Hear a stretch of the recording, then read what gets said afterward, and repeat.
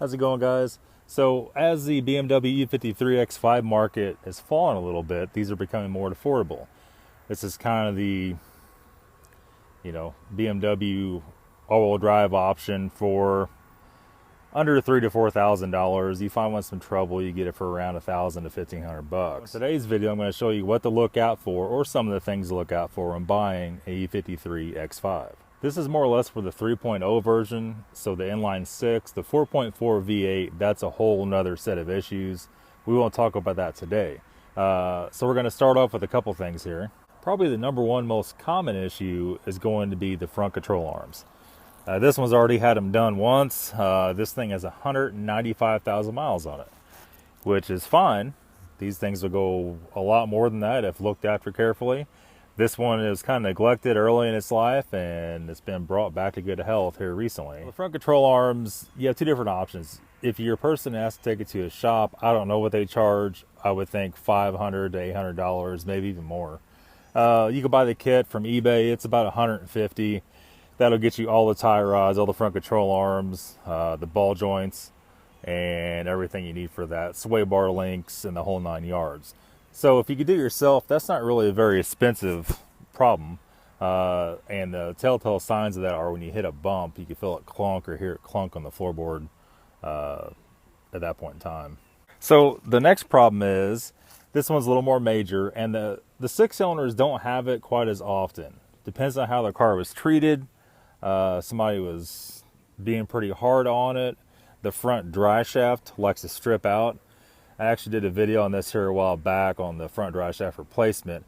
That was on a 4.4 liter, but the 3.0 will do it, especially if you have one of the few of these that's a manual transmission.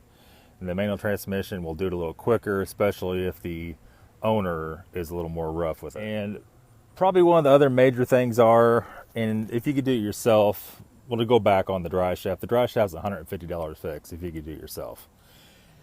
Still not a lot of money. They usually don't go until a little over 100,000 miles to start having an issue. This one's never had it done. It has almost 200 on it, and it's not showing any signs of wear, but we've always treated it well and never really stood on it from a dead stop and had problems with that. The next thing is going to be the rear differential mounts. These are a cylinder type rubber mount. They're not very expensive to buy them. You will need a special press for it. This thing has never had them. A lot of guys have a problem right around 100,000 miles. I take that back. I don't know if it's ever had it on those. The dry shaft, we could tell if it's had it done. The rear subframe mounts, we don't know. They press out with a little press. I think the press is about $100. The bushings, I don't remember what they are, around 40, I believe. And the problem that's going to cause when you put it in drive, it's going to clunk. Now, keep in mind, that could also be a dry shaft carrier bearing or a grebo bushing making a clunk too. The dry shaft carrier bearing is tremendously easier on the X5, especially on the 6-cylinder X5s.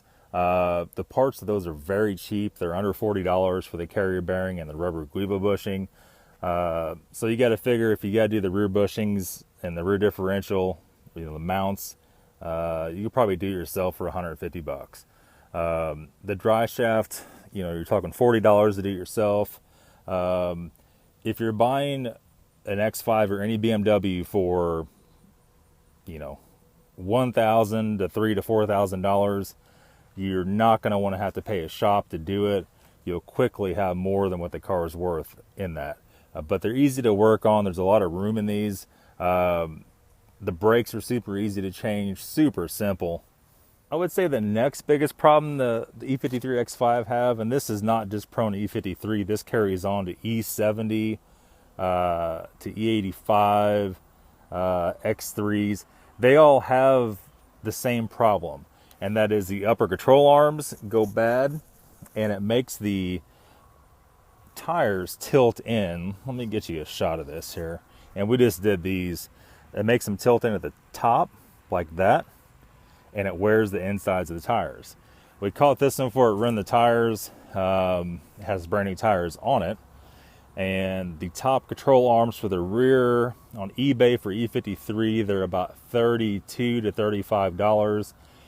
any of you guys with even mild mechanic skills could easily put those in. It has a ball joint, it has a bushing on the other side. The ball joint goes bad, it makes the tires tilt in at the top and wears at the tire. I would say another actual body problem is the door handles like to break on these, especially they're kind of a funky door handle, especially if you don't open them right.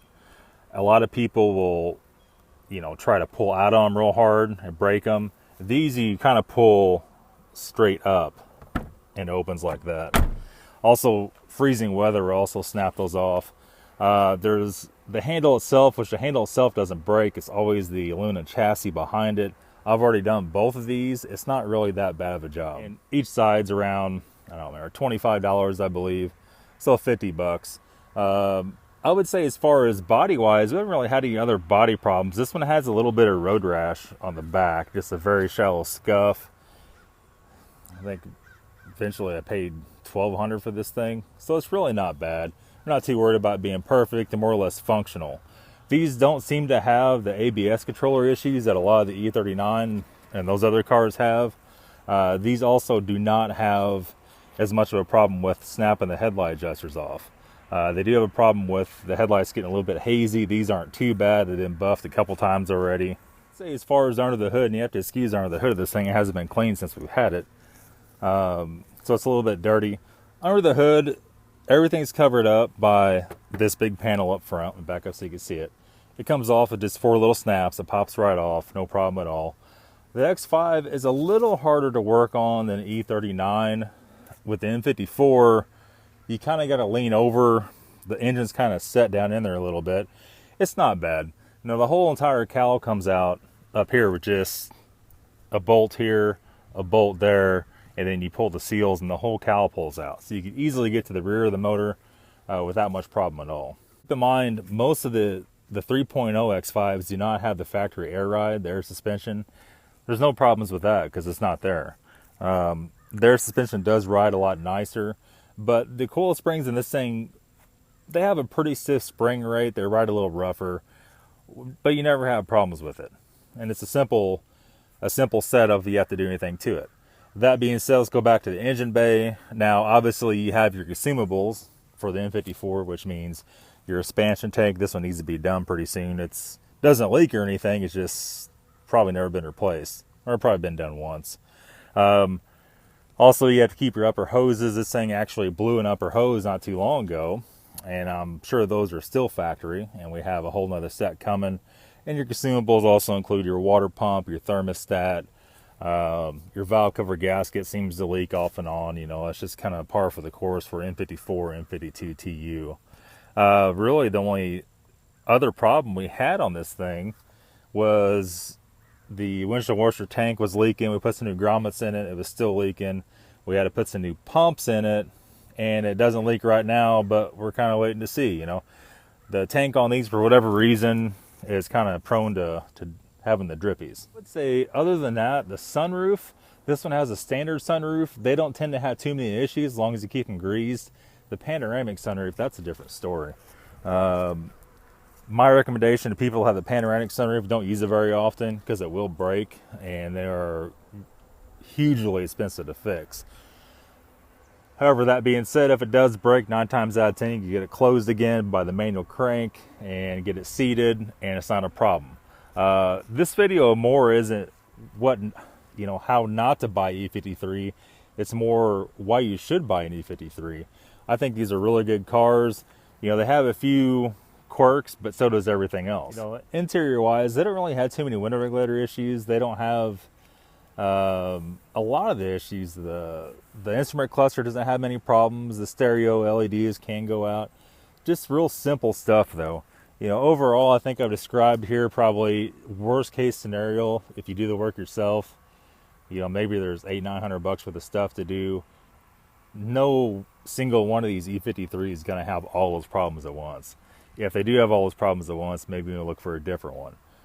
Even if you have to pay $4,000 for one of these, to have the level of traction control, ride stability, and downhill descent capabilities this thing has in the snow or mud is pretty outstanding. But that's all for today's video, guys.